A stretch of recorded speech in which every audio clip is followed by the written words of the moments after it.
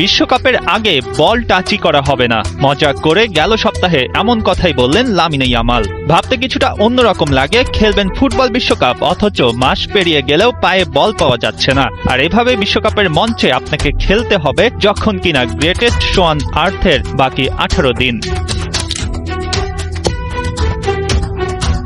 বার্সার জার্সিতে গত মাসে ইনজুরিতে পড়লেন, বা পায়ের ওই চোট তাকে একেবারেই বন্দী করে দিল।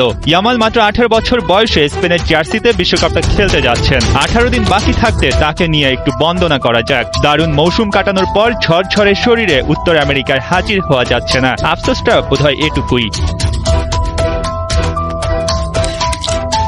28 ম্যাচ খেলে 16 গোল 11 অ্যাসিস্ট, লা লিগায় চলতি মৌসুমে ইয়ামালের রেকর্ড এমনই। আর সব কম্পিটিশন মিলিয়ে ঝুলিতে আছে 45 ম্যাচ খেলে 24 গোল আর 17 অ্যাসিস্ট। একদম স্বপ্নের মতো এক মৌসুম কাটিয়ে বিশ্বকাপ মঞ্চে পা রাখছেন ইয়ামাল। শুধু ইনজুরিটাই তার কাছে বাধা হয়ে এসেছে একটু হলেও।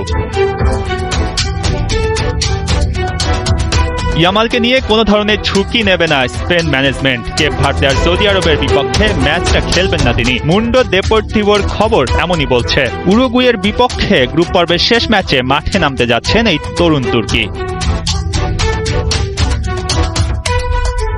18 বছর বয়সে সবার বিশ্বকাপ খেলা হয় না, তবে ইয়ামাল তো আরো আগে থেকেই আলো ছড়িয়ে আসছেন। এর মধ্যে সুপারস্টার তকমা পেয়ে গেছেন। নিজের প্রথম বিশ্বকাপ খেলার দ্বার প্রান্তে থাকা ইয়ামাল এখন শুধুই অপেক্ষায়, আর অপেক্ষায় স্পেনের সমর্থকরা। ইয়ামালের পায়ের জাদুতে মুগ্ধ হবেন দর্শকরা, আর 2010-এর স্পেনকে খুঁজতে থাকবে সবাই।